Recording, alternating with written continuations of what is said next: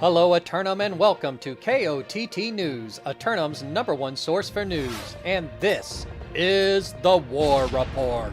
Dynamic change in the history of Eternum last night as the forces of emotional damage, now with 30% more vowels, succeed in subterfuge and secure the desert dunes of Brimstone Sands. KOTT News were on the scene and spoke about their strategy for such a rapid victory. Congratulations on your victory. Over really fast. You only took about 3 minutes to get it done. It looks like they didn't show up at all. Would you care to take us through how you were able to distract them by making them think you might have been Gorilla Town?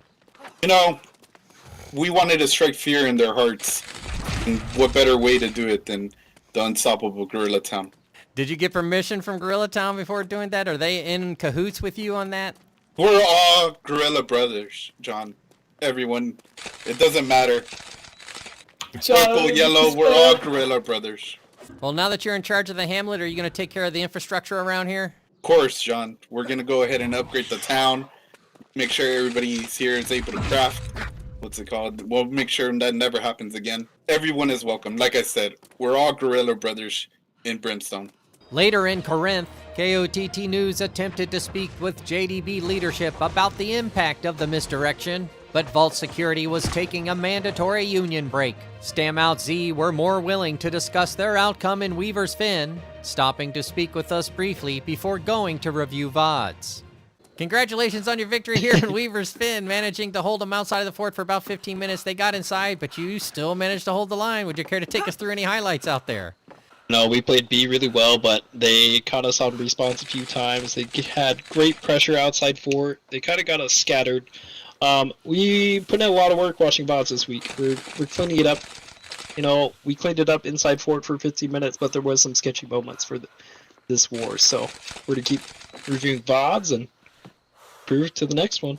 As you guys continue to practice, I'm sure you'll continue to improve. Is there anybody out there who really stood out tonight, though? Oh, Brumbus, you know. Brumbus, that's IGVG on server. Big shout out. Well, Commit keeps trying to force you out of the swamp. What are your intentions? Are you going to try and get them out of the Reek waters? Yep, that's our intention. We're going round 2. We're going to be pushing Reek water next 2 days. Let's go. That wasn't enough action last night for some people, as fresh bench and emotional damage met on the southern bridge in Brimstone and fought it out for regional influence. KOTT News will bring you more on their story as it develops. Returning to our ongoing coverage of the Season 1 track, and last night's progress resulted in a couple lines as we get ever closer to completing the first season goal. Turning to the weather, and if you didn't believe it could happen, let me tell you that the sun will rise and shine once more again today. But be on the lookout as soon as the sun goes down, as the corruption forces of the island lay siege to 30% of the regions. Another submission for Simulated Fantasy Combat Resolution tonight, brought to you by LARPco. Remember, if it isn't LARPco, it's cardboard. Tonight, the Covenant converts of Outcast attack the Marauders of Gorilla Town for Crown and Kingdom of the Western Monarch's Bluff. Outcast have proselytized the Covenant back from the brink and even claimed the heavyweight title. And now they've turned their attention to the Bluff to expand their beliefs yet again. Gorilla Town returned from their eastern offensive last night and prepare once again for another fight. Switching their mindset into defensive efforts, Gorilla Town hunker in for what could be a long night. We'll have any late-breaking outcomes and reactions from the citizens tonight at 11. Until then, this has been War Correspondent JChalant, KOTT News.